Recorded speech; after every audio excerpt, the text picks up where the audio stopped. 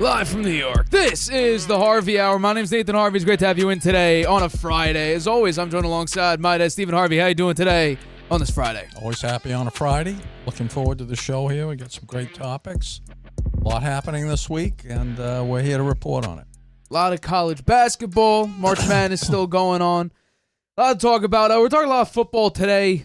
Not any basketball. We got a lot of football news. We're still talking about Aaron Rodgers. We got some. I want to dive more in on Russell Wilson. I got a lot to say about him and his first introductory press conference, because it always seems, I don't know what it is with Russ and starting things off. We got Broncos country, let's ride. We have the incident with Pittsburgh and the two quarterbacks. We don't even know about that situation. And now we have an interesting statement from Russ for the Giants introductory press conference, which we're going to get we're going to talk about a little bit later on in the show. But let's start us off with our first topic of tonight's show. Yeah, Adam Schefter went on ESPN Milwaukee and spoke about Rodgers' decision and the long wait. Let's take a listen. First of all, they both need each other right now, frankly. And that's if Aaron wants to play, which I'm not convinced yet that he does. Until I hear him say, I want to play, then I can tell you people are asking that question about whether he wants to play. Like, it's come up.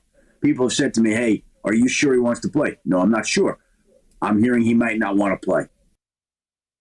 So tell me, Nate, is Rodgers' wait justified or just ridiculous? It's absolutely ridiculous. We're now on, what is this, week 2, week 3, since the end of the season, technically. So that's January 5th. So we're going on about nearly 3 months of this nonsense where Rodgers is trying to make up his mind, because it was, okay, well, I could come back for the Jets if they let me, but I already got my head coach fired, so we're going to have to figure out our new GM and our new head coach. So once Aaron Glenn got there, he apparently pleaded to stay the Jets quarterback, and Aaron Glenn said we're moving a different direction. And now Rodgers said, okay, well, maybe the Minnesota Vikings, after the Giants and the Steelers were the only two options, the Vikings came in as a third wheel, and he was just waiting and waiting. And the Vikings said they were interested, and then they decided, you know what, we're not going to stick. We're not even going to pursue you anymore. We're going to stick with J.J. McCarthy. At least publicly, that's what they said. So now Rodgers is in a bit of a limbo situation, because then we saw that picture of him on the beach in that robe and a bathing suit, just staring into the deep, dark abyss of what his future might look like, because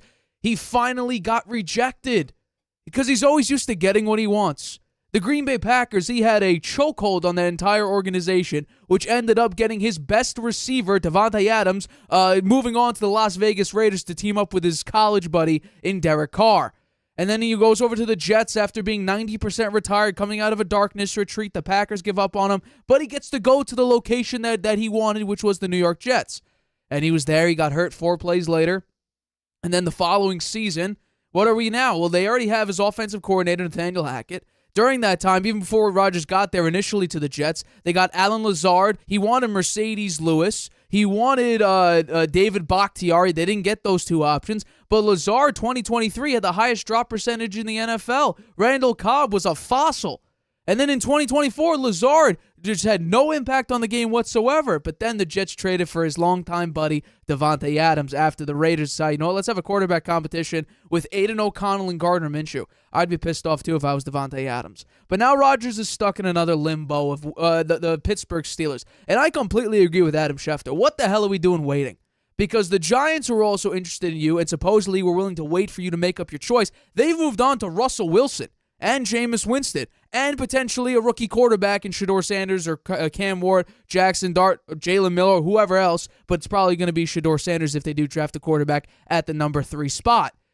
But now it's really, you have 2 options, because I don't think the Vikings are going to go with Aaron Rodgers. There's something about how they're not fully closing the door on signing Rodgers potentially, but that would just kill J.J. McCarthy's confidence. I mean, unless they really believe that McCarthy's not ready to go for 25, I don't understand why you would even consider Aaron Rodgers.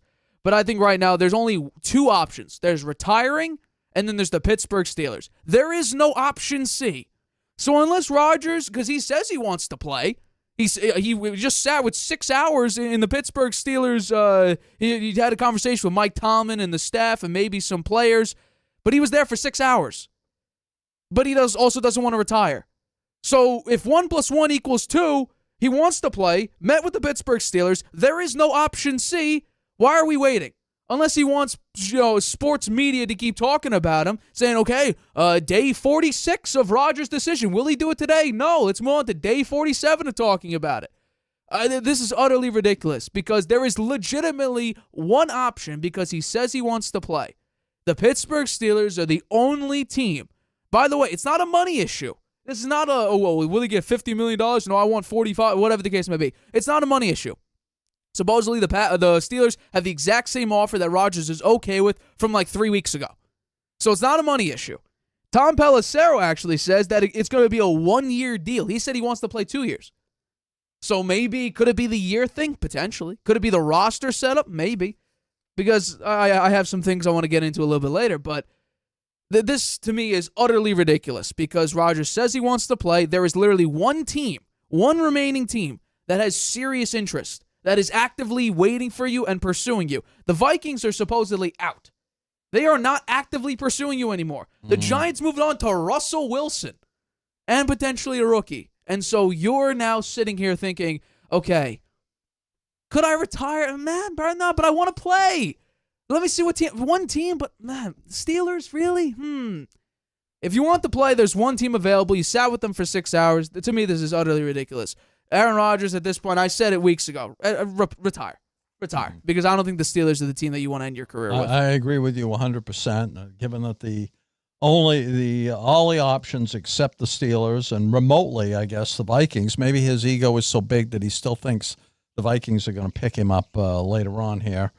They've dried up. Steelers and Rodgers need to each other right now. The two legitimate questions are, what's he waiting for? What the hell is he waiting for? We just went over that. Nate just mentioned it like 3 or 4 times. What is he waiting for? And the other is, does he really want to play? He's a player that likes publicity, man. He loves the limelight, which he's been getting a lot of since the free agency started. That's going to diminish a lot once he makes a decision, so maybe that's why he's not making a decision. He loves being in the headlines every day. What's Aaron Rodgers going to do? The Steelers' offer was less than the Giants', but he's not really holding out for money anymore. I guess he said that the Steelers' money issue, there's no issue with that contract. He'd be okay with it, except he wants 2 years in their offer. We don't know for sure, but it sounds like it's 1-year offer, which I don't think he'll get. I don't think he's going to get any money from them if he wants to play because they've got all the leverage. They're the only team really that he can go to, unless that remote chance that he could go to the Vikings. And maybe, as I said, his ego is so big that he thinks, yeah, I've got a good chance. They're going to realize their error in their ways and pick me up. Maybe he's quite sure he doesn't want to play and is just stringing the Steelers along and enjoying the daily publicity that he's getting. That could be too. Maybe he knows, hey, I'm not going to play, but I'm just going to drag this out forever. And, I'm in the papers every day. I like reading about myself, so I'm just going to keep it going. If he wants to play, then what is he waiting for? As I said, the money is known, and the risk he won't be the starter is low with Mason Rudolph as his only competition. I think the longer he waits, the bigger the negative impact it could have on being able to fit into and be a contributor to the Steelers culture. You've already seen several players express frustration with Rodgers' indecision. Hayward was one of them, saying, what the hell? Make a decision. You want to come here and play? Make a decision.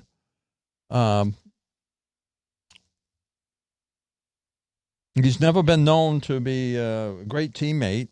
That's been an issue with him. And he requested that Green Bay seek his advice in making roster decisions. Most teams don't want that.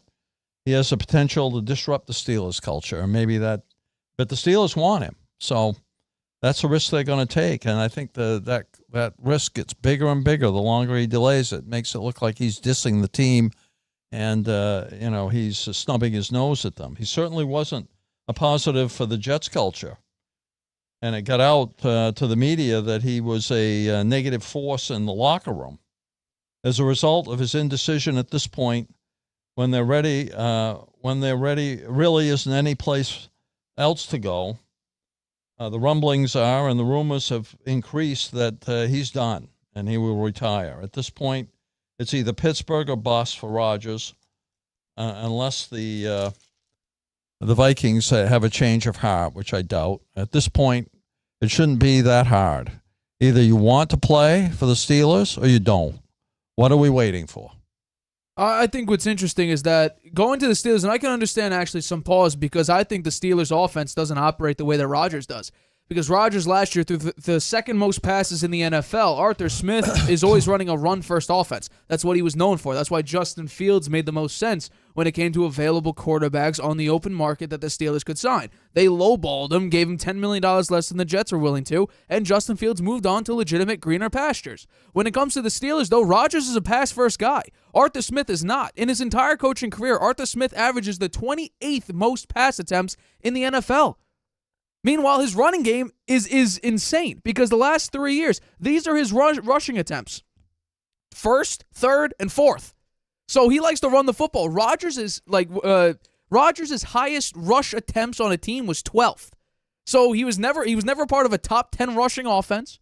He was never a top 10 rush attempt offense because there was a couple years where they were 7th in rushing yards, 8th in rushing yards when he was with the Green Bay Packers. But with the New York Jets, they were the 31st rushing team in the NFL. So if Rodgers wants to go to a system that's not fitting him, I can understand why we'd have some pause. But at this point, if you went there for 6 hours, you say you want to play, it's the only team available, unless you want to wait it out and just hope and pray that a team loses a quarterback, a contender loses their quarterback, well, then that's the only way that I could, rationale this, where it's, okay, you're waiting for a team to lose their starting quarterback. And if you're waiting for that, the likelihood that that's going to happen, my guess would be pretty low, especially on a contender. Because you look at the contenders that we saw last year. How many of their starting quarterbacks got hurt and missed significant amounts of time? I'm going with not many, if any. So I think this is a bad idea. And besides, going to the Pittsburgh Steelers, this is why I'm going to say that Rodgers should just retire. Because he says he wants to play, I don't think he should. The Steelers' unit rankings, while they're good in wide receiver and tight end, 7th and 10th respectively, the running back group is ranked 29th in the NFL, and their offensive line is ranked 25th. Rodgers in pressure, he's not mobile anymore. He's now strictly a pocket passer. He does not have a lot of mobility left. And what about their opponents that they play next year? They play the Ravens twice, the Bengals twice, the Lions, the Chargers, the Packers, the Vikings, the Bills. If you take a look at the projections, they average a 36.8% win probability against all those teams. So the chance that he's going to find success in Pittsburgh, my guess would be pretty low. In fact, the projection is the Steelers are going to average about 7.5 over-under wins. And if we take a look at the win probability of each of those matchups, if we take a look at everything with 50% win probability and higher, the Steelers end in a 5-12 record. I don't think that's necessarily a place that Rodgers wants to go to. And in fact, the Steelers have set a soft deadline, as they call it, for April 21st, which is a couple days before the draft, and that's when off-season workouts start. So, and reportedly, they're interested in Jalen Milroe, which I think will be an absolute reach at pick 21. But this would be like a Kirk Cousins situation where you sign a veteran quarterback, you draft a rookie, and then you figure out who's best. Maybe you bench Rodgers halfway through the year if he's not performing at a high enough level for you. But I think right now, no. I mean, I've said this now for a couple weeks. At this point, he's waiting. I don't understand why he's waiting, but this is an offense that does not fit Rodgers because it's a run-first offense, and Rodgers loves to get his numbers. He loves to be conservative, get that high touchdown-to-interception ratio, and keep that going. I don't think he's going to hand the ball off because I think everybody would acknowledge that Breece Hall is a perfectly acceptable running back. They barely used him. Yeah. I have a question for you, Nate. Yeah. It's a little off the direct topic of Aaron Rodgers, but Sure. Do you think there's a philosophical difference between Arthur Smith and Mike Tomlin? Because they started the year with Justin Fields last year. They went 4-2, running the ball a lot. That was their moniker. They were going to run, and they did. Justin Fields is a running quarterback. It set up the pass for them, and his passing was okay. It wasn't great, but then they benched him. They benched him. They were 4-2, and they benched him for Russell Wilson, who who switched the offense around to more of a passing attack. What's the story there? I don't get it. Well, I'll say this right now because Justin Fields averaged 16 pass attempts. Russell Wilson basically doubled that. And that's because Justin Fields didn't have a lot of touch on his deep ball. Russell Wilson is regarded as one of the best deep ball throwers in the NFL. But that's because he would use his mobility to roll out when the pocket collapsed and throw a deep ball. Russell Wilson doesn't have that mobility anymore. I think it's right now you're going to give the veteran, like Mike Tomlin said from day one, he had the pole position to be the starter, and Mike Tomlin said he would be the starter, and then he ended up getting injured. That's right. So I think you were just doing it out of respect, but I mean... That doesn't make sense. They do it out of respect. I mean, they lost the last 5 games of the season. And that's where I thought you should have at least played Justin Fields more than... I think he played, 3 total snaps? Now they lost Justin Fields. Correct. I think they made a big mistake here. I think they put themselves in a bad situation, and now they're relying on a 41-year-old quarterback, soon to be 42. Well, he's not even on the team anymore, though. Yeah, but they're relying on Mason Rudolph. No, they're relying on him to sign and come play for them. Without him, that's right. It's Mason Rudolph or a rookie. Yeah. Well, and I do think that's a bad thing, but I think Arthur Smith, and this is what's funny, Arthur Smith and Russell Wilson reportedly had problems. I can understand that. I can completely understand. They have a different philosophy. But then if you put in Rodgers, that's a big question. Whose offense is going to be Rodgers? Is he going to want to call his own plays? Because he's known for audibling at the line and not even listening to his offensive coordinator's plays. Is he going to do a more pass-first offense, which Arthur Smith historically has never done? Because if you take a look at the highest amount of pass attempts Arthur Smith has ever done in a single season, it's 19th in the NFL. He's had 2 years where his passing game has been the second lowest in the NFL. He does not throw his offense is not built around throwing the football. It's about rushing. Rodgers, he's not going to do it because he's never done it. Like I said, the most amount of rushing attempts that Rodgers has been a part of on a team is 12th. Arthur Smith has had 2 seasons below 4th. Yeah. And 1 season below 10th. Well, that may be a factor playing into Rodgers' decision not to sign yet. They also don't have a legitimate running back. They have Jalen Warren. The remote possibility that he can go to the Vikings and throw the ball all day. I mean, if you take a look at the Pittsburgh Steelers, they have 2 legitimate weapons. DK Metcalf on a 5-year contract, and then George Pickens, which I think, depending on circumstances, I would not be shocked if George Pickens gets traded. I just think that he's going into a contract situation. What's it going to be? You just signed DK to a 5-year deal. What's exactly going to happen with it? George Pickens has been disgruntled for several years. You already got Deontay Johnson out of there. When that became an issue, it would not surprise me if George Pickens gets traded. Looking at what they did, they went and got DK Metcalf, and they have Pickens already. I guess they want to move their offense more to a passing game, right? I don't know how Arthur Smith. I don't understand what they're doing. I don't understand their strategy. They don't have an elite running back now. I wouldn't call Najee Harris an elite running back even when he was there. Well, he had 1,000 yards every season. 17 games. I don't think that carries enough weight anymore. Oh, well. The standard might need to be 1,100 yards. Yeah. He was pretty highly regarded, Najee Harris. If that was the case, then why didn't the Steelers re-sign him? He wound up with a better deal. He went to the Chargers.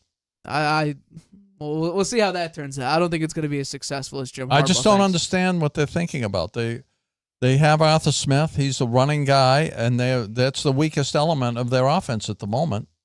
They're set up to pass the ball. So it's going to be interesting to see. And as you say, their schedule looks very, very tough. The odds say that they're not even going to make the playoffs this year. That may be weighing on Rodgers as well. But we'll have to wait and see. Indeed. Let's go into our next topic here, which is... Topic 2, Russell Wilson.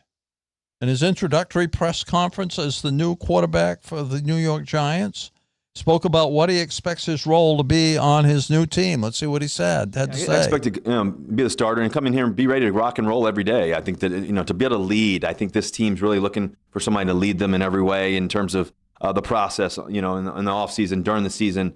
Our habits and our thought process and how we create a great winning culture, and how do we continue to establish that and to really build on the things that we do well and the things that we continue to need to do. And so I think the big part for me is, just try to, this might be my 14th year to be able to lead an amazing group of men that really have, big hopes and goals and dreams and desires, and we all share the same goal.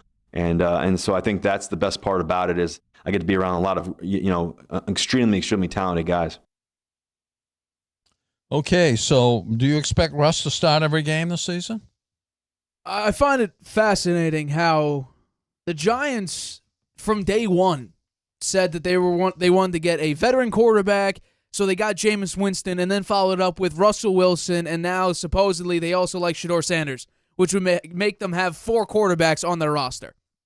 Now, most likely, you're probably going to drop Tommy DeVito. That's the most likely outcome if you do decide to draft a rookie quarterback, which I think is, especially with the number 3 overall pick, I think it's a bad idea. Russ is good enough, but he's not a good quarterback. And then people have an issue when I say that Russ isn't a good quarterback. Well, this is not biased data. This is not skewed data. This is legitimate data. If you're looking for Russell Wilson to carry a passing offense, he's never done that in his entire career outside of, you could argue, one singular season. So let's take a look at passing offenses, their ranks with Russ at quarterback, because I think some people are going to be shocked. Sometimes he's bottom 5, sometimes he's bottom 3, sometimes he's bottom 10. But he's never, besides 1 year in 2016, he's never led a top 10 passing offense. And again, people are shocked when I say that he's not a Hall of Famer. What has he done? Yes, he has 10 Pro Bowls, half of those he was replacements for. He had 1 Super Bowl win. He's never been considered for the MVP. He's never gotten an All-Pro first team. So what has he done? He got carried by a phenomenal defense in the Legion of Boom, and when Marshawn Lynch could not be tackled. And let's talk about that let Russ cook era, right? Because that's when when the Seattle offense moved to being heavily Russ dependent. Let's take a look at the numbers since the let Russ cook era started.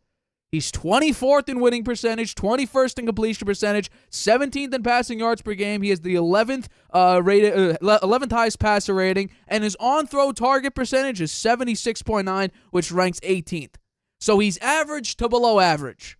That's Russell Wilson. Now, is he better than Daniel Jones and Drew Lock and all those others? Tommy Cutlets? Absolutely. Is he better than Jameis Winston? Well, since 2020, which is the start of the let Russ cook era, they're actually about the same. They have about the same amount of touchdowns per game, passing yards per game, basically the same winning percentage. So they're close enough. Now, the big issue with Jameis Winston is the interceptions and especially the pick sixes. And people could also talk about that. This is a match made in hell, one could say, because the Giants have given up a bunch of sacks over the past 3 seasons, and Russell Wilson has been the most sacked quarterback in at least the past 2. Well, then we have to realize that I think sacks are becoming, and people are saying this now, sacks are becoming more of a quarterback stat. Because now we're looking at, well, who's responsible for those sacks? Russell Wilson is the second highest active quarterback with the QB responsible pressure rate. The number 1 is Patrick Mahomes, who I believe from 2020 to 2023 was ranked number 1 in the NFL each of those years. But Russ is number 2 at 16.17% of all quarterback pressures he's responsible for. So he's stepping up, holding on to the ball for way too long, and he's not seeing the field apparently because he's not letting the ball rip whatsoever. He's taking unnecessary sacks. Last year, he was responsible for the 3rd most quarterback pressure rate in the NFL at 22.6 of all of his pressures are because of him. So behind that offensive line, Andrew Thomas is an elite left tackle. And the Giants actually had the 12th best offensive line through 6 weeks. And then after he went down, the rest of the season, they were ranked dead last in pass protection.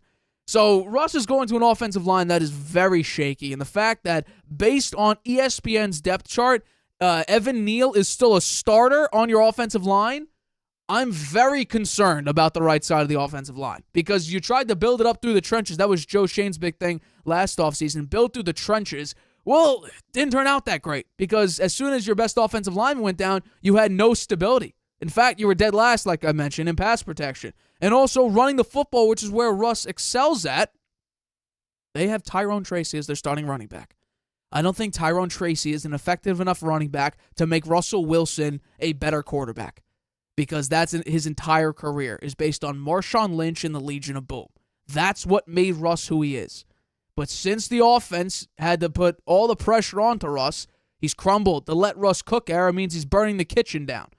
And by the way, Russell Wilson under pressure, which he absolutely will be behind that Giants offensive line, in 2024, Daniel Jones, Drake May, Anthony Richardson, Jameis Winston, Bryce Young, Derek Carr all had higher EPA per dropback while under pressure than Russell Wilson. And I think that everybody thinks that Russ should be better than Derek Carr, Bryce Young, Jameis Winston, Anthony Richardson, Drake May, and Daniel Jones. But he was a negative factor when under pressure. And behind that offensive line, I think safe we could say that. Is he better than all those quarterbacks statistically? Yes. Is he better on a general sense? Yes. But behind that offensive line and while under pressure, he's a negative factor every single drop back while under pressure. I mean, this is better than what they've had, but in my opinion, it's still not even close to being good. Yeah, I think it was a mistake to sign him. To say I expect to be the starter in the introductory press conference makes me believe there is doubt in Wilson's mind that he will be the starter. The competition is Jameis Winston, who was signed to a 2-year, $8 million deal. Was 2-5 with Cleveland last year, throwing 2,121 yards, 13 TDs, and 12 interceptions. When you look at the yards, they're pretty impressive, actually. Played in 7 games and had 2,000 yards. That extrapolates to about 5,000 yards he would have had if he started in every game. So he can throw the ball okay. The problem is he throws it to the other team too much. And Tommy DeVito, who was a fan favorite, who played sparingly in 2024 and got injured in the games that he did play, he's got a $1 million contract. The wild card is Shedeur Sanders, who may be drafted by the Giants at number 3. Wilson's contract with the Giants shows how far his value has fallen in recent years, performing poorly with the Broncos and being released, starting with the after being released, he started with the Steelers for after game 7 last year, recovering from a calf injury, but faded down the stretch with 5 straight losses and a mediocre performance in a playoff loss to the Ravens. Wilson's $10.5 million deal includes a complicated incentive package that can be worth up to $7.5 million based on a variety of playtime, performance, and playoff incentive. Playoff incentives? You really think so? It also includes up to $3 million, $176,500 per game, based on wins and playing more than 50% of the plays. Some were surprised by the signing, expecting Winston to be the starter and placeholder for whichever passer the team drafted next month. The signing of both Wilson and Winston, and Wilson saying he expects to be the starter, adds an intriguing new wrinkle for those who believed just 24 hours ago, prior to the Giants, that the Giants would have an open quarterback competition heading into the training camp. As we speculated in the last show, with the signing of Wilson, the Giants drafting a starting quarterback may shift to drafting the best non-quarterback available, either Abdul Carter or Travis Hunter.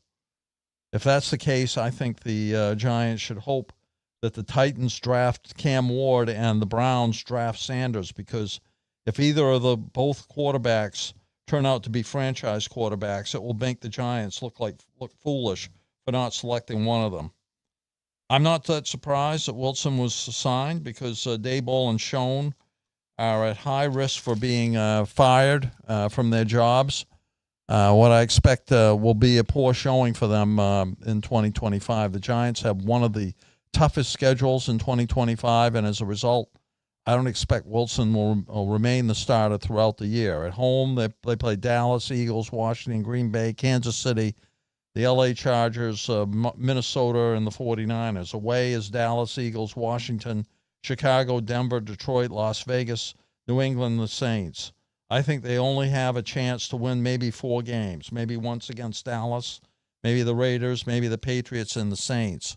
As a result, I expect they'll be about 1-7 or 2-6 by week 9, and Wilson will be replaced by Winston as the starter. And why they got Russell, I don't think they should have signed Russell Wilson, principally because they have Winston. Why not? Why wouldn't they go with the strategy? We're going to start Winston to be the bridge quarterback to Sanders. That makes so much more sense, and that be it. We know they're not going to win many games. Their schedule is brutal, and they don't really have much any more talent than they had last year. So Why not start Winston and then get Sanders ready and bring him in later, maybe 7 or 8 weeks in, and then at least the season would be entertaining. You'd be watching the future out there instead of watching a washed-up quarterback out there playing with a contract that rewards him if he does the impossible, and in reality he'll wind up making $10 million and he's gone at the end of the year. I don't get it. Well, I think signing Wilson, he was never going to be the long-term project for the Giants. He was never going to be the long-term solution. The fact that they're still reportedly planning on drafting Shedeur Sanders, I think they have no idea what the hell they're doing. That's been the sentiment always. I don't know. I thought that they were kind of hedging on that, and it looked like the best available player now that they've got these 2 quarterbacks. That's always been their plan. Veteran quarterback, and then draft the best one available. Quarterbacks. Exactly. That's why I don't know. I don't think they know what the hell they're doing. I agree. I think that's the conclusion that we reach. I think it very well could be the case where they thought that they weren't going to get Russell Wilson, so they signed Jameis Winston. Then when Russ decided that said that he wanted and was ready to get signed, the Giants like, okay, let's just take a shot here. I think the best course of action for the Giants is drafting Travis Hunter, and then if you want to get a quarterback, you could draft one in the 2nd or the 3rd round. Because I think there will be a decent quarterback, a B-, C+ quarterback, that will be available, but you have Malik Neighbors and Travis Hunter. Because right now you have Malik Neighbors, who is a phenomenal wide receiver, and then Wan'Dale Robinson, who, people could call him good, but no one's really fearing Wan'Dale Robinson. If you have Travis Hunter and Malik Neighbors, you fear them. 100% you fear them. I think right now that's the best course of action because, let's just say, for all intents and purposes, because I still believe this is going to happen. I think that the Browns are going to go with Abdul Carter because now apparently they're looking very closely at Abdul Carter or Travis Hunter. I think Shedeur is going to fall. I do, just based on quarterback needs. Now, a team could shock us like they did last year with Michael Penix, but I think that just based on needs alone, I think the Browns, they're going to draft, let's just say for this conversation, they're going to draft Abdul Carter. So the Giants have an opportunity to draft Shedeur, or they have an opportunity to draft Travis Hunter. I think you should draft Travis Hunter because, like I just said, you could deal with Jackson Dart, Will Johnson, Gabriel, Jalen Milroe, whoever you want at the very end of this draft. Or the round 2, round 3, wherever you want to draft a quarterback if you want to draft a rookie. But at least you have in place 2 phenomenal wideout talents in Travis Hunter and Malik Neighbors. Your running game, this running back class is phenomenal. I mean, these are 4 or 5 running backs deep. I think you have an opportunity to get a legitimate starter in this draft at the running back position. Your offensive line needs work, but it doesn't look like you're trying to, draft for your offensive line. You may get it just for depth. You have no tight end. You can go that route. There's like 4 really good tight ends in this draft. I think the Giants should focus on offense because free agency, I think they made some phenomenal moves. Their defensive back group was terrible last year. You improved in that. Right now, you have a nice structure in place that if you didn't have the hardest schedule in the NFL entering next year, I would say you could probably win 7 games. And that's a minimum I would probably give you. Minimum 7 games. Because I think if you have those 2 talents outside, you draft a decent running back, you have Russell Wilson, that's good enough to get you close to 500. Not playing the schedule they've got. That's what I mean. But you're playing the hardest schedule in the NFL. And I still have massive questions about your offensive line and Russell Wilson under pressure. He's one of the worst quarterbacks in the NFL. So I think that in any other situation, if it was last year's schedule, I think you win 7 games. I think next year you'll probably have an easier schedule. But as it currently stands, I don't have faith that no matter if you draft a rookie, if you keep Russell Wilson, if you start Jameis Winston, whatever you do, I don't think you're going to win a lot of games. Just because your head coach and GM, they're trying to make big swings because they're worried about their jobs. They have no job security. So that's why I think they went out and got Jameis Winston. They went out and got Russell Wilson. They're thinking about drafting a rookie quarterback at the number 3 spot. I think they're trying to swing big and hope something connects and they hit a home run here. But right now, I think they're hitting ground balls. And there's been some errors on the field. It doesn't count as a hit. Because I think Russell Wilson's not a hit. Daboll and Schoen would go your route and draft Travis Hunter. They should. They would draft Travis Hunter because that gives them the better chance to win a few games and save their jobs. If they go with Shedeur Sanders, they lose the first 7 games of the year and they put him in, they're probably going to win maybe 1 or 2 games. Maybe. All year, and that's the end of them, for sure. I think right now Russ doesn't handle pressure well at all. And we're going to talk about Shedeur Sanders a little bit later, but Shedeur can handle pressure a lot because Colorado had no offensive line and also no running game.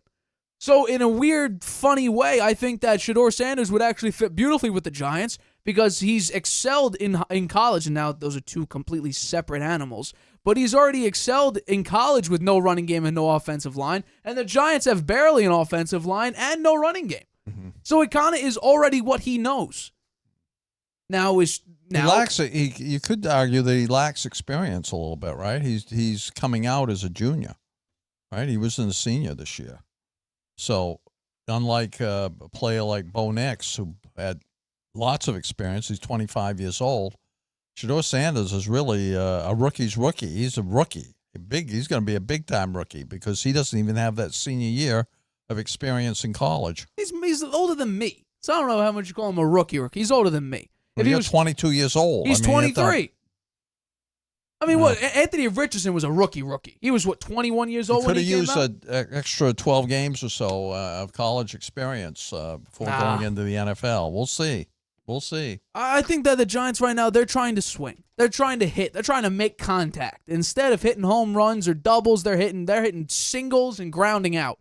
And I think the Russell Wilson move, that's an error. It's not a hit. It's an error. Yeah. Because what do you now have two veteran quarterbacks. Tommy Cutlett's on a one. Everybody's on a 1-year deal besides Jameis Winston.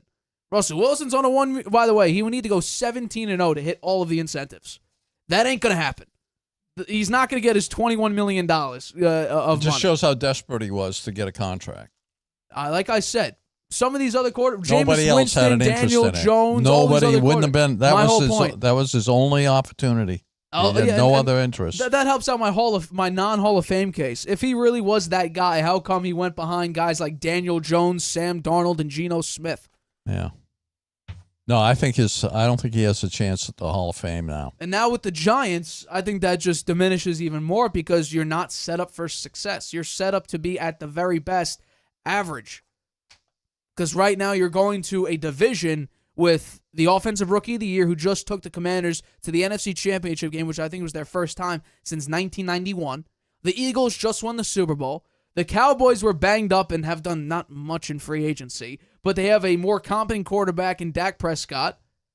And you could argue they have the best defender on the other side, They have a decent Micah wide Parsons, receiver, too, right? C.D. Lamb. C.D. Lamb as well. The head coach situation I do not like whatsoever, and they have 10 new coaches. I've talked about that extensively. 15 brand new coaches, 5 of which this is their first coaching experience, period.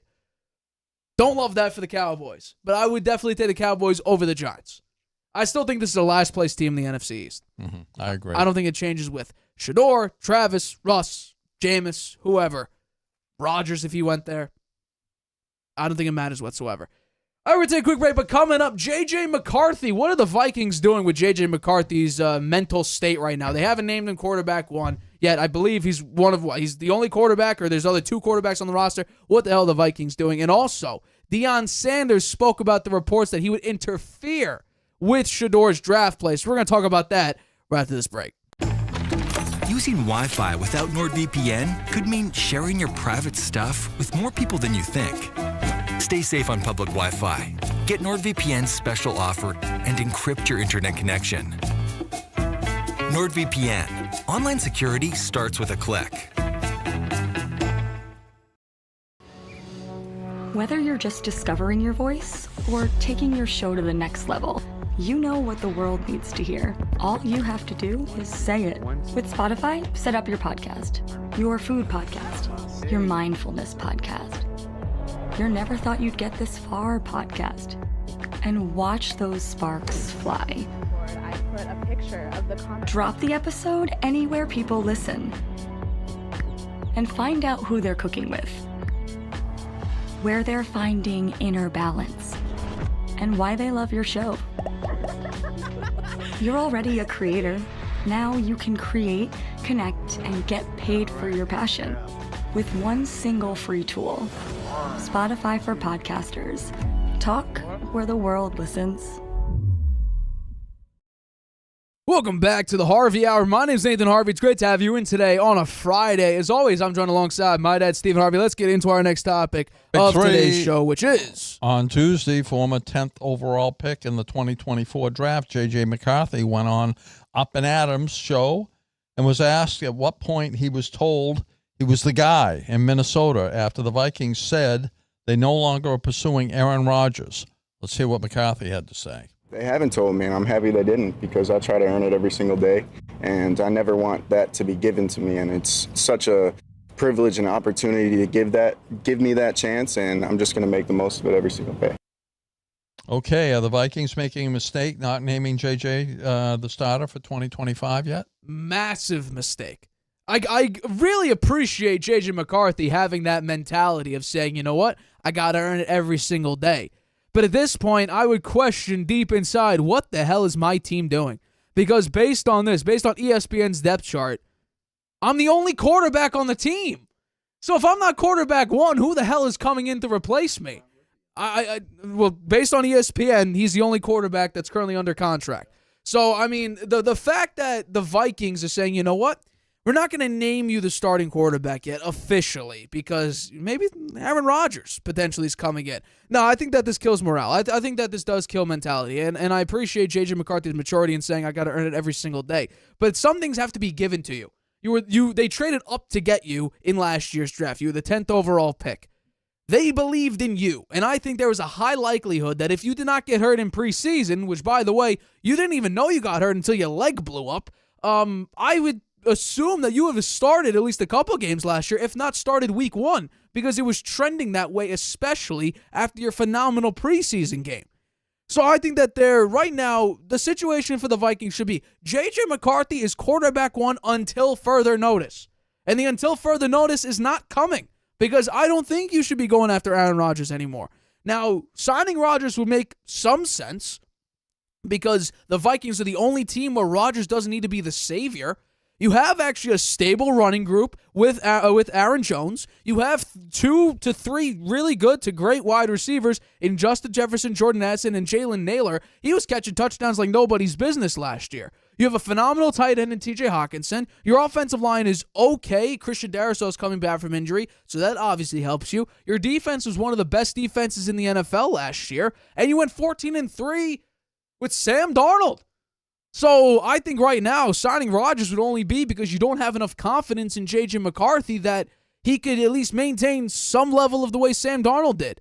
And I think that actually is an inflection of how good Kevin O'Connell could be. If he doesn't have faith that his own talent, his own coaching ability could replicate what he did with Sam Darnold, I mean, Kyle Shanahan believed that he could fix Sam Darnold.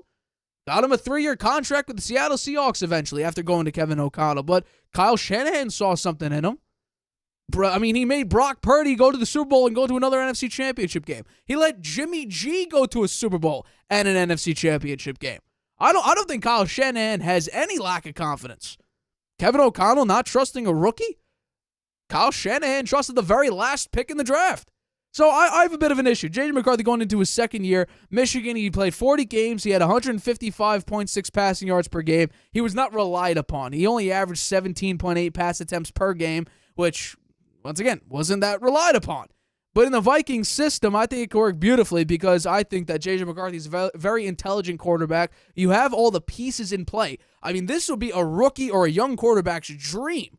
To go to a team with Aaron Jones, who's a 1,000-yard running back, Justin Jefferson, who's the best wide receiver in the NFL, Jordan Addison, who's probably the second or third best wide receiver, too, in the NFL. TJ Hawkinson is a fringe top 5 or maybe completely in the top 5 of tight ends. Your offensive line is stable enough, but obviously you made some great pickups in free agency with Will Fries and Ryan Kelly.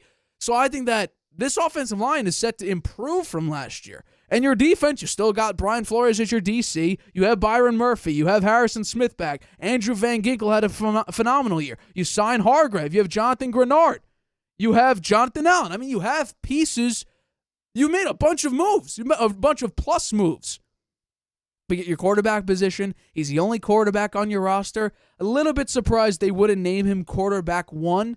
I think right now, I mean, to me, if I'm sitting here saying, well, I'm the only quarterback on the team, and you haven't told me yet that I'm our starting quarterback for 2025, I would start questioning how secure my job is, at least for the time being. Now, I want to preface this. I fully expect for him to be the week 1 starter.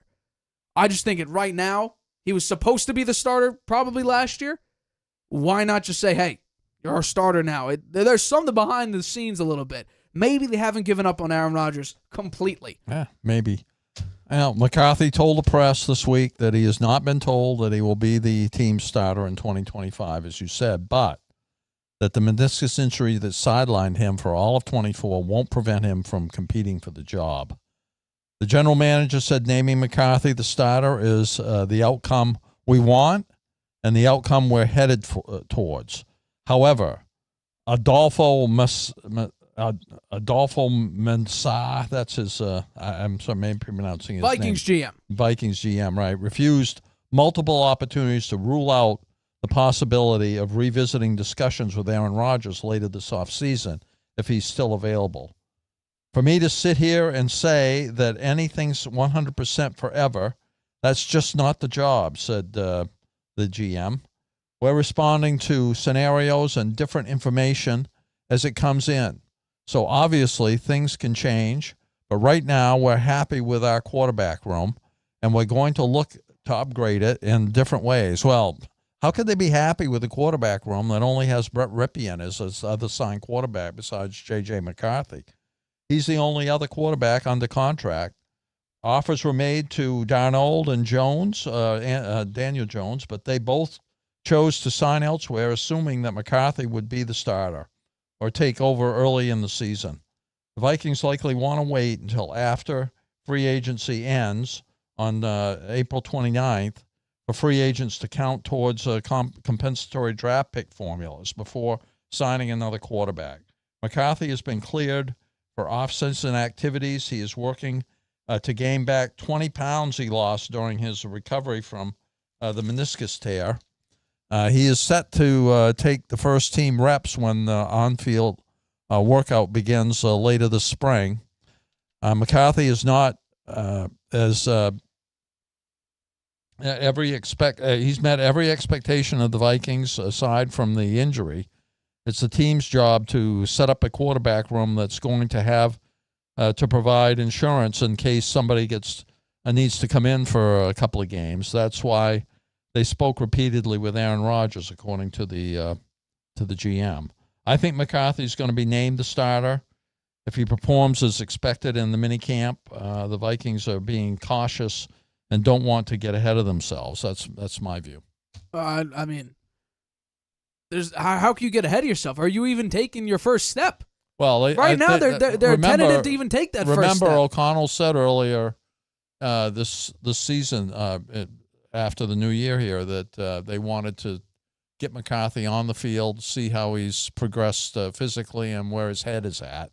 And he is down 20 pounds right now from where he was game weight when he was in preseason last year. So, but you know what? This is all an ego thing with the eat a couple burgers, lift a couple weights. You can put on 20 pounds. He's going to put the weight on very easily. I think this is an ego thing with the leadership. They've got this Byzantine process they're following. It's ultimately going to result in him being named the starter unless something wacky happens with Aaron Rodgers, which I doubt. They already said publicly they're not pursuing Rodgers. But the fact that the Vikings GM is keeping that door even open slightly, to me, that's idiotic in a lot of ways. Because, you're talking about a win-now situation potentially, because these guys are just going to keep getting older and more expensive. I can understand that. But at some point, you got to hand the reins over. Give it to a guy. Give it to a quarterback you traded up for to get. Now, it was only one pick, and the Jets weren't really looking for a quarterback at the 10 spot. But still, I mean, you drafted him for a reason. It was him and Sam Darnold. You were going in a quarterback competition between those two teams. You didn't want Sam Darnold for the expectation that J.J. McCarthy is good to go. But then Rodgers was interested in the Vikings. Then you turned him down. So now there's only, you're saying two quarterbacks, but I guarantee you Brett Ripien's not going to be taking over the Vikings starting quarterback job ever. I know that, but he's not even a legit backup. I think that they got to have somebody, as this guy, the GM says, if McCarthy's out a couple of games or the starter's out a couple of games, who's going to come in and replace him? Well, there's one quarterback that's, I believe, just went to the CFL or the UFL, Trey Lance. I believe the C. I could be wrong, but one of the tier 2 NFL leagues, tier 2 football leagues, they signed him, or they put him on the contract negotiation list to see if he does want to play there.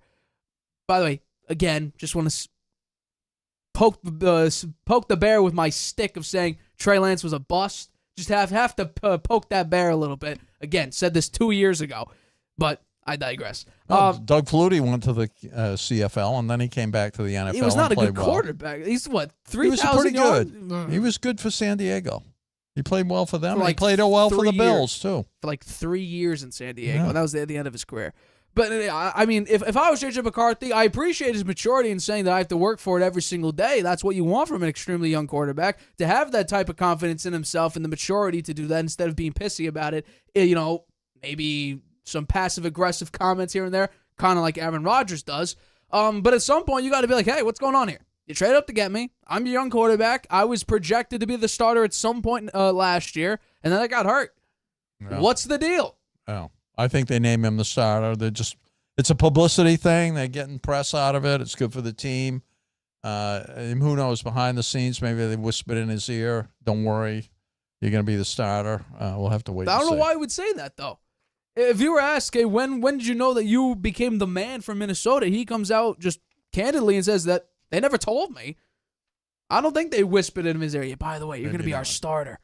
Probably not. You're probably right. Let's get to our next one here. Okay, so our last topic during an interview on the Skip Bayless show, Deion Sanders made it clear he won't step in when it comes to where Shedeur gets drafted. Figure out the quote there. Yeah, we got a quote. We're going to zip up here. It says, Deion said, if it's New York, it's New York. If it's Tennessee, if it's Cleveland, if it's still the Raiders, if it's New Orleans, if any of those teams are seeking a quarterback, I'm happy with it, man, because I know where he's going, what he's going to do to the organization. What's your question for me, then? The question is, like or dislike Deion Sanders coming out of Shedeur's, staying out of Shedeur's draft process? I like it. I like it a lot, because I think that one of the negative things entering this draft cycle was because a lot of reports out there saying that that Deion would sort of interfere, kind of pull a John Elway, Peyton Manning, Eli Manning, that kind of a thing, and say, okay, you're not going to go there.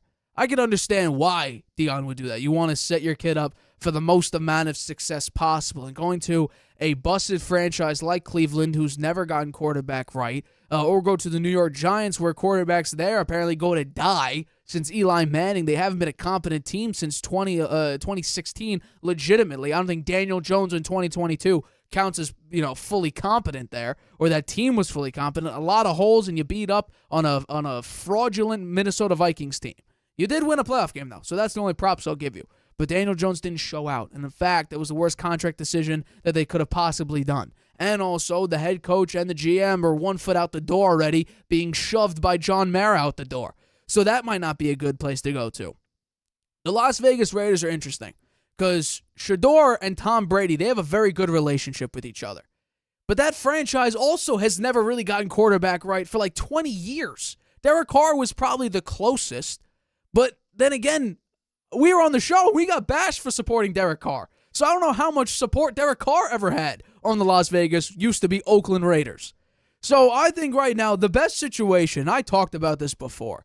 I want to bring up the draft order because we spoke about this earlier. I think that the Browns, for this hypothetical situation, they're going to go Abdul Carter, and let's say the Giants go out and get Shedeur Sanders. The Patriots don't need a quarterback. The Jaguars don't. The Raiders potentially. But everybody's expecting Geno to get an extension. So could they draft Shedeur at number 6, even though they might give Geno Smith an extension, a 3-year extension supposedly?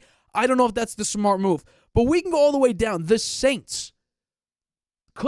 Derek Carr has a big cap hit. Could they draft the future at number 9? I have no idea, but I'm going to go with no for this scenario. If we just take a look at quarterback-needy teams, the next quarterback-needy team is all the way at 21 with the Pittsburgh Steelers. And I think that's the best place for Shedeur to go to, because it's a mobile system. Now, Shedeur is not really a mobile quarterback, but he has enough mobility to extend some plays, and he had to with his time in Colorado.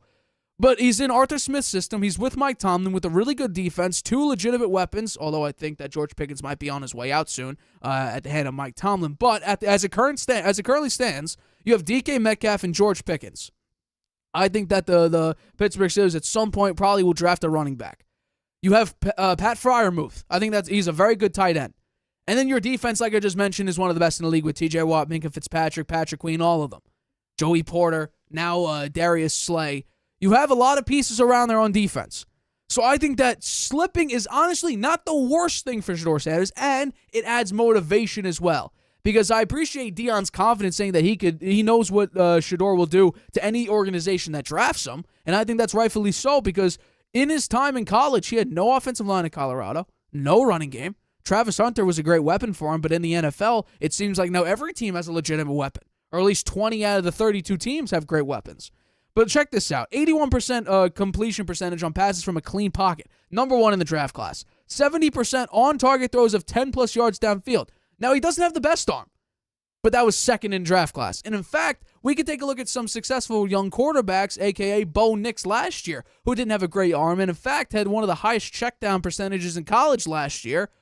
And he led the Broncos, who haven't gotten quarterback right since Peyton Manning was there in 2015, led them to their first playoff appearance, ended that playoff draft for the Denver Broncos, went 10-7, and I would say any other year but last year, he would have won Offensive Rookie of the Year. But Jaden Daniels shocked everybody with how mobile he is, how accurate he is, and some of the craziest plays from a rookie last year with the Washington Commanders. So that's what propelled him into being Rookie of the Year. But I think any other year, Bo Nix would win that Offensive Rookie of the Year. So slipping, I would say, is not a terrible thing for sure. Because supposedly he was maybe part of, he didn't rub people the right way, rub teams the right way, supposedly. Take with that what you will. That's a report out there. Take that with what you will. But I think right now, Shedeur showed that under pressure, he could excel, at least in college. He's comfortable with it. He makes some big-time plays. Yes, he doesn't have the best arm. But maybe the NFL doesn't always need mobile quarterbacks. Maybe sometimes pocket passers can be a very effective breed of quarterback. Now, people are moving away from that. But still, it's good to have a quarterback, a young quarterback, who could handle pressure very well, because we've seen just in this past draft class, the number 1 quarterback in the draft, who is a generational talent, have the most bad throws in the NFL, having one of the highest quarterback responsible pressures in the NFL, meaning the pressures on him were his fault. And he completely fell apart in late game situations sometimes. He played way too conservative to preserve that touchdown-interception ratio after throwing a load of picks early on in the year.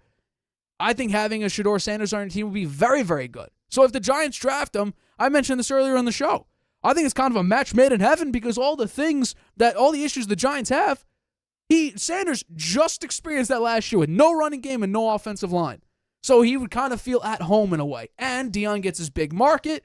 It's prime, so it's not like a low-market team is having this super influential personality. No, you're playing for the New York Giants, who, while the Giants and the Jets are both technically the worst 2 franchises in the NFL since, I think, 2016, the Giants are, I think, one step above them in that case. Mm-hmm. So you're going to the better of the 2 New Jersey. I'm calling them New Jersey teams because Buffalo's obviously the best. Can you bring up the draft schedule once again for me, please? You want your solo? Here, let's go your solo. Yeah, okay. So I think your analysis is good here. I think that Deion Sanders coming out and saying, hey, I'm not going to get in the way. Whatever team he thinks is best, that's great. New York, the Raiders, the Saints, Tennessee, that would be the number 1 pick. Those are all fine with me. What he's really worried about is that Shedeur will drop to 21 and be drafted by the Steelers, and it will cost him a lot of money. That's why he's saying this. He's worried about the money.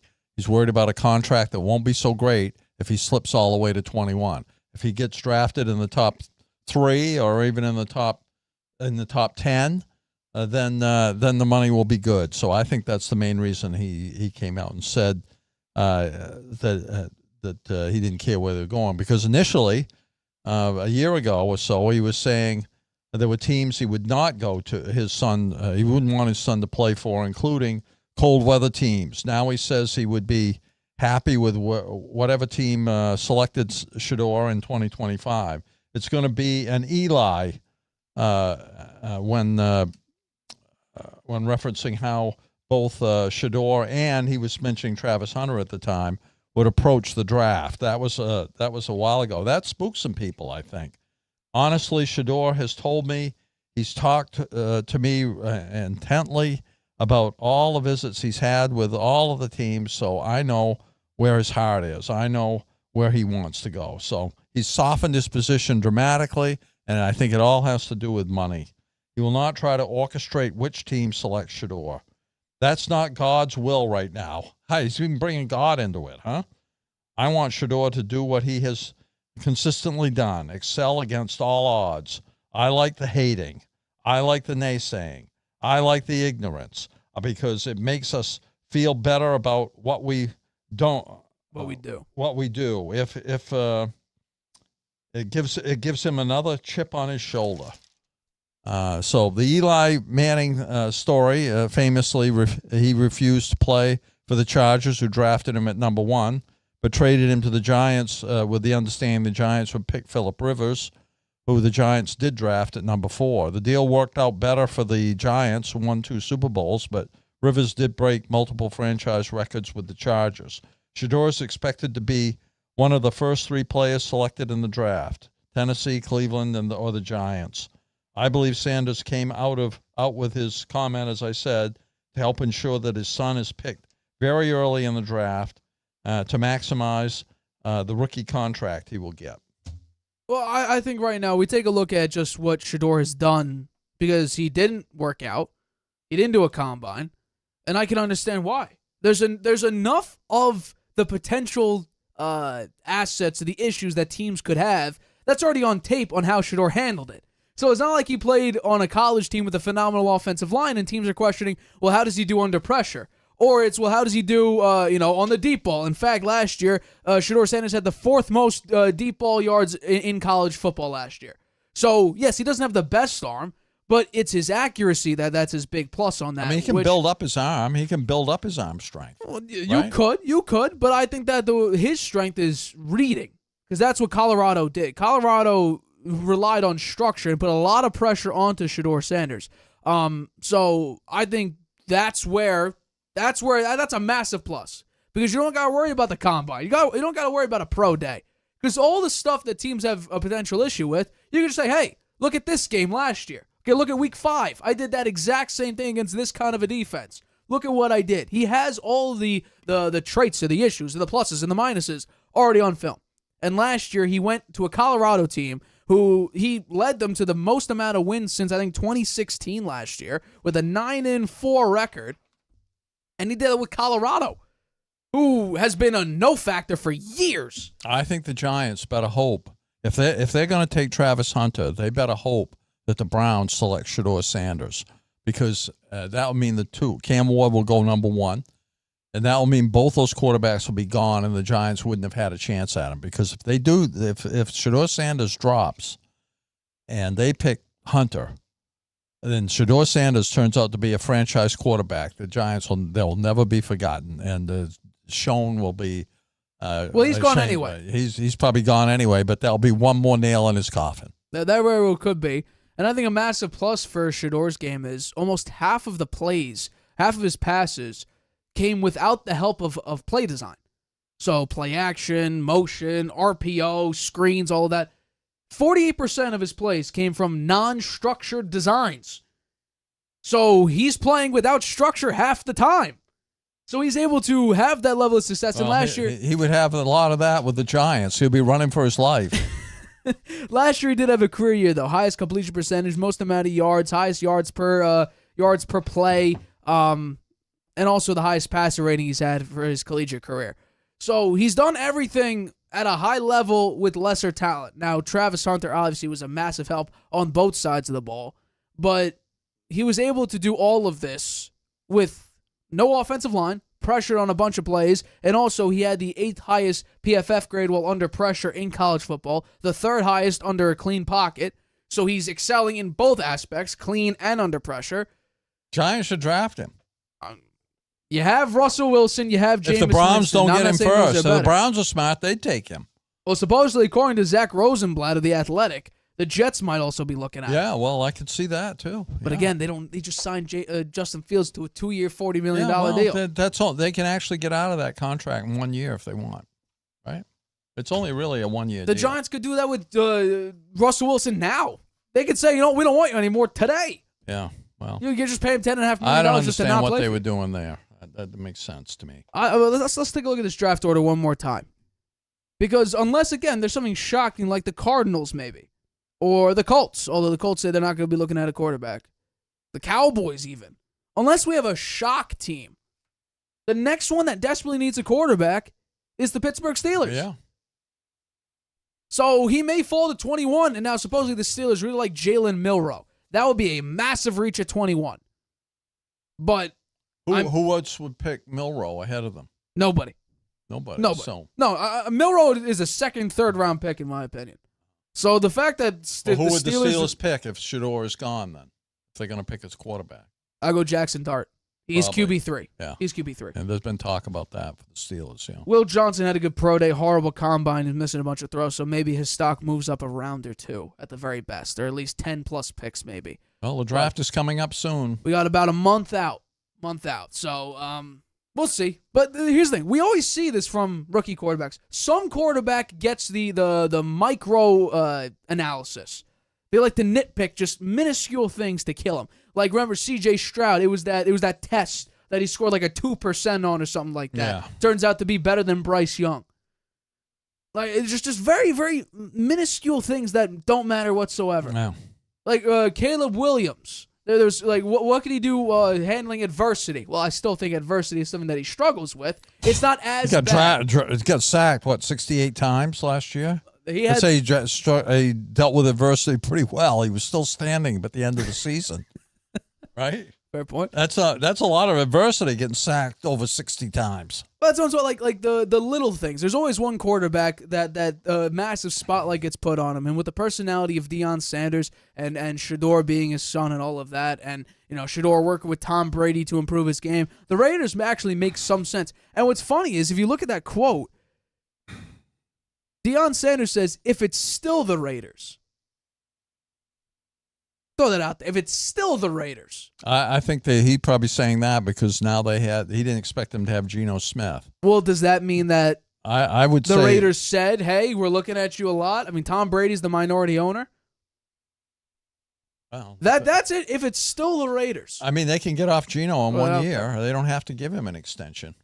Right? He's playing for $25 million He's on his contract year. Yeah. It's just the expectation is you give him an extension. Yeah, well, if they draft Shedeur Sanders, they won't be doing that. I completely agree with that. I do find that interesting, though. Deion said if it's still the Raiders. So clearly, that might have been a slip. I don't know. Yeah, maybe he's been put a little told bit of behind weight the on that. scenes they're going to draft him. Yeah, we're looking at Shedeur a lot, so maybe. All right, that does wrap up today's show. We thank you for the constant support as always. But for this episode of the Harvey Hour, my name is Nathan Harvey. That's Stephen Harvey. We have been your host of the Harvey Hour. You can catch us Tuesday. Big show on Tuesday. We're doing something behind the scenes. I'll explain that maybe on Tuesday's show. But we'll see you Tuesday, 6:30 p.m. Eastern, right here on YouTube. Good night, Grandpa. Using Wi-Fi without NordVPN could mean sharing your private stuff with more people than you think. Stay safe on public Wi-Fi. Get NordVPN's special offer and encrypt your internet connection. NordVPN. Online security starts with a click.